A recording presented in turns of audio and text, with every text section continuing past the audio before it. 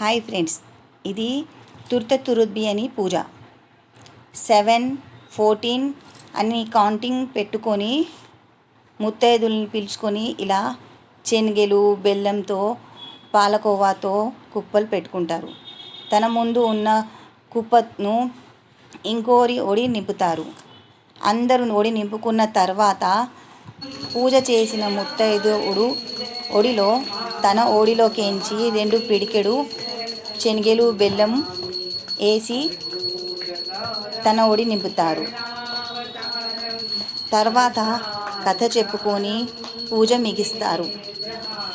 పూజ ముగిసిన తర్వాత అక్కడే కూర్చొని శనగలు బెల్లం తిని వాటర్ తాగి అందరూ ఒకరిని కలిసి కాళ్ళు మొక్కేటోళ్ళు కాళ్ళు మొక్కుకొని చిన్న పెద్ద మర్యాద ఇచ్చుకొని పూజ ముగిస్తారు.